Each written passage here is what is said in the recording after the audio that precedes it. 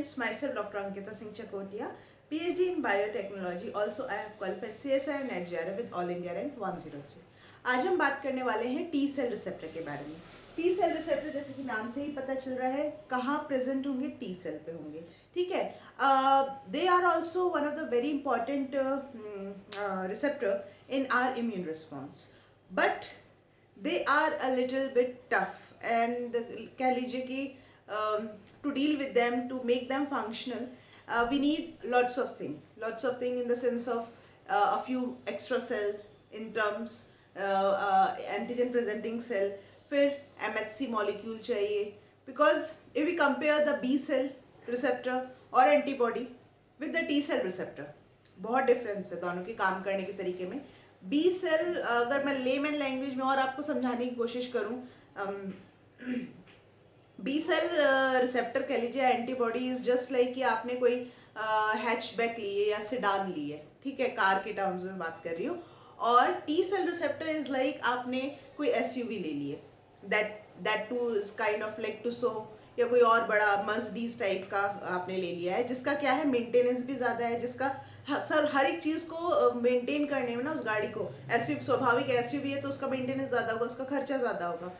Sedan या hatchback है उसके कंपैरिजन में तो स्वाभाविक है उसका थोड़ा कम मेंटेनेंस होगा, थोड़ी ज़्यादा ईजियर होंगी, है ना। तो वो एक यही डिफरेंस है in case of antibody B cell receptor या फिर टी सेल में, क्योंकि एंटीबॉडी या बी सेल रिसेप्टर कह लो, अगर एंटीबॉडी है सॉल्युबल फॉर्म में जो भी हमारे एंटीजन है हमारे सीरम में, तो बड़े इजीली आइडेंटिफाई कर लेते हैं उनको एज इट इज फॉर्म में विदाउट एनी प्रोसेसिंग, ठीक है। They don't need it to get processed via antigen presenting cell.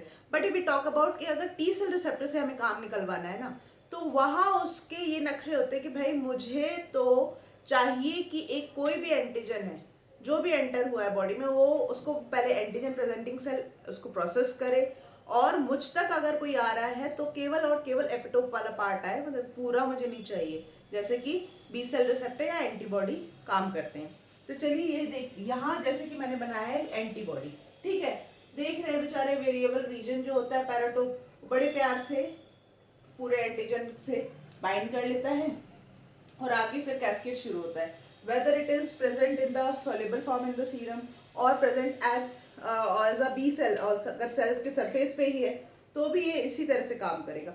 लेकिन हमारे टी सेल रिसेप्टर को, टी ये जो बनाया है ऑरेंज और ग्रीन से मैंने जो बनाया है, this is called T cell receptor, उसके इसमें क्या चाहिए कि ये हमें एक एपीसी चाहिए ही चाहिए होती है, ठीक है। ये एपीसी क्या करेगी, सबसे पहले तो इसको पूरा को एंगल्फ करेगी, ठीक है। एंगल्फ करने के बाद इसको प्रोसेस करके फिर कहीं जाके एमएचसी मॉलिक्यूल की भी जरूरत पड़ती है, ठीक है। एमएचसी मॉलिक्यूल में हमें मालूम है क्या होता है, अल्फा 1 अल्फा 2 अल्फा 3, ठीक है, अल्फा 3, और ये होता है बीटा 2 माइक्रोग्लोबिन। अब इसको यहाँ पे ये प्रेजेंट करेगी, ठीक है, यहाँ ये प्रेजेंट करती है, तब जाके कहीं टी सेल रिसेप्टर उसको बाइंड करता है, ठीक है। और फर्दर जो भी कैस्केड शुरू होता है वो intracellular with the help of different molecule, protein molecule, वो शुरू होता है। तो this is the basic difference between the antibody और बी सेल रिसेप्टर के केस में, अगर यहाँ पे सेल है अगर या फ्रीली है तो एंटीबॉडी कहलाएगी, ठीक है, और टी सेल रिसेप्टर में। Now if we talking about the T cell receptor, खुद कितने तरह के होते हैं, तो ये दो तरीके के होते हैं। एक वो मतलब कि इनका कंपोजिशन भी जो इनका क्लासिफिकेशन है, that too is depending on the protein chain that involve in its formation. Normally alpha beta होते हैं and they contribute about 95% of जो टी सेल रिसेप्टर होते हैं ना, वो अल्फा बीटा टाइप के होते हैं, जैसे कि मैंने लिखा भी है यहाँ पे।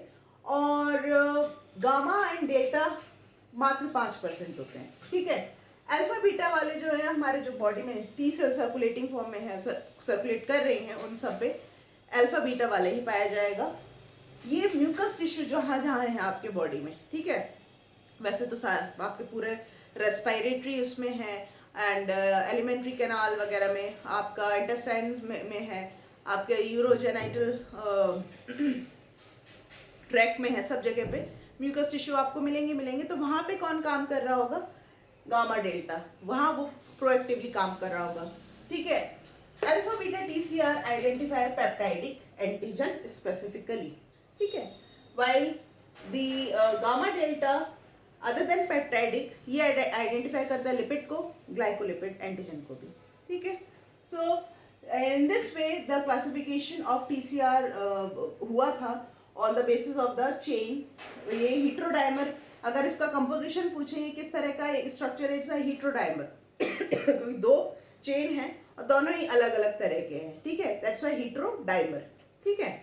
Now moving on to the, अब बात आती है कि भैया ठीक है यहाँ पे ये एंटीजन बाइंड हो गया तो क्या सीधे कैस्केड शुरू हो जाएगा?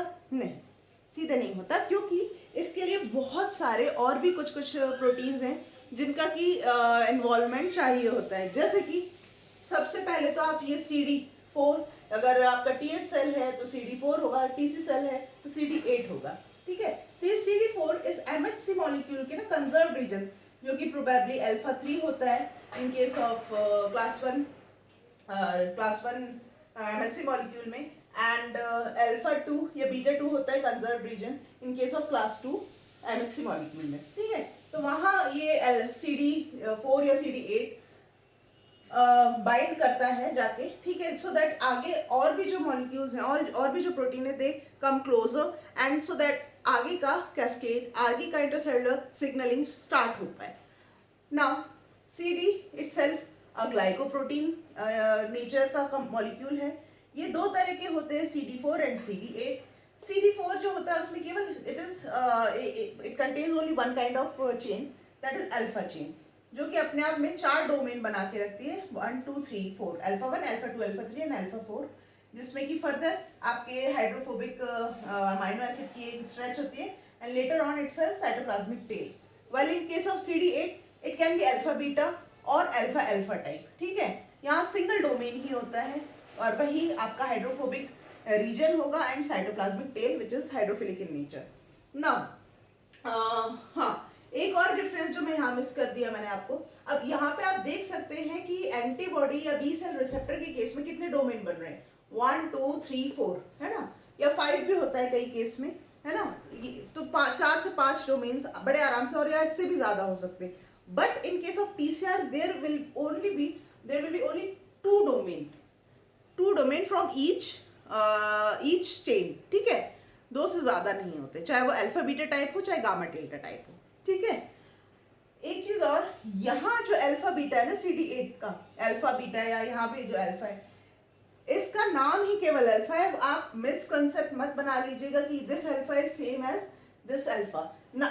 जब भी ये रेपिटेशन होंगी, गामा डेल्टा भी अभी आएगा, ठीक है, अल्फा, ये अल्फा या वो बीटा ये सेम नहीं है इससे, ये अलग है और ये अलग है, ठीक है, ये बात ध्यान रखिएगा।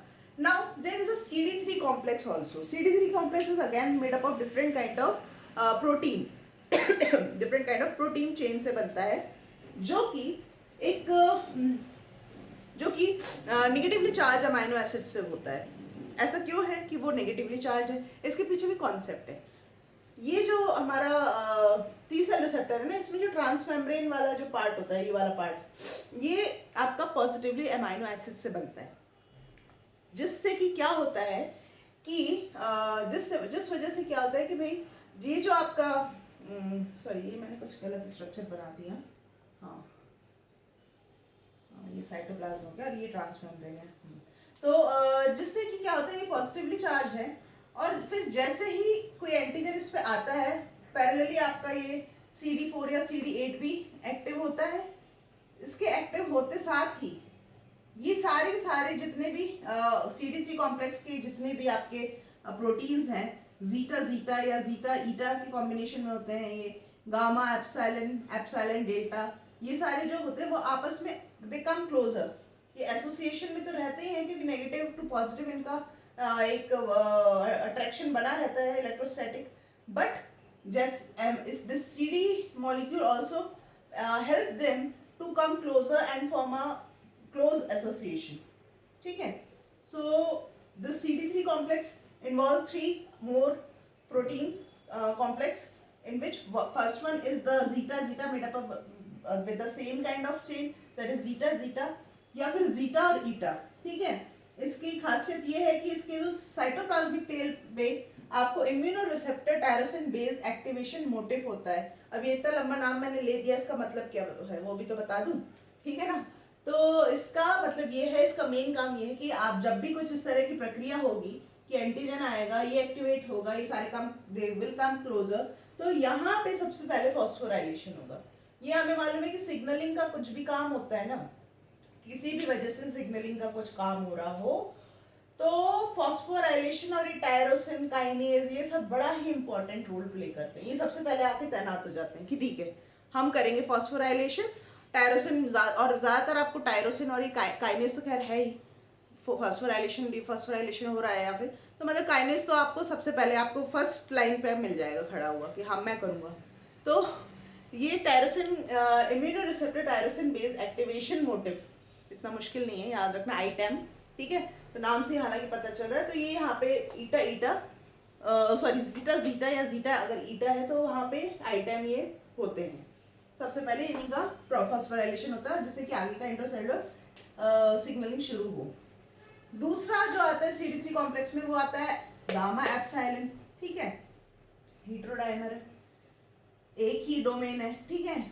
तीसरा है एप्सिलॉन एंड डेल्टा, ठीक है, ये भी इसी की तरह एक हेटेरोडाइमर है। तो these all three form the CD3 complex along with the आपका ये TCR रिसेप्टर के साथ बहुत इंपॉर्टेंट रोल प्ले करते हैं और बहुत ज़रूरी होते हैं। अगर ये नहीं होंगे तो सिग्नलिंग नहीं होगी।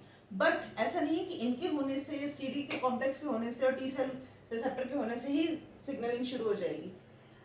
Finally there is a twist, one more CD complex is required, that is termed as CD28। CD28 की खासियत क्या है? CD28 के लिए जो एंटीजन होता है और वो रहता ही है, कोई भी एंटीजन अगर है किसी ने एक्टिवेट किया है TCR को तो उस पे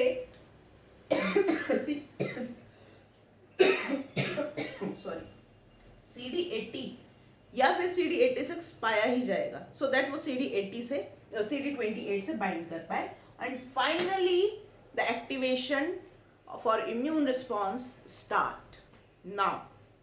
तो शुरू हुई थी कहानी कहाँ से? T सेल रिसेप्टर की से, बीच में कौन आया? CD कॉम्प्लेक्स आया, CD3 कॉम्प्लेक्स आया, ठीक है, एंड होती है हमारे CD28 पे, ठीक है। और इसके लिए लिगेंड जो है CD80 या CD86 काम करते हैं, ठीक है। तो this is all about the TCR and the CD complex, CD28, CD3, थोड़ा बहुत मैंने एंटीबॉडी का भी बताया, बी सेल रिसेप्टर का भी बताया, ठीक है। So this is all about it, that's it. आगे हम MHC मॉलिक्यूल की चर्चा करेंगे, वो चैप्टर भी थोड़ा लंबा जाएगा। चलिए मिलते हैं आगे के लेक्चर्स के साथ में। Till then stay safe and stay blessed, bye bye.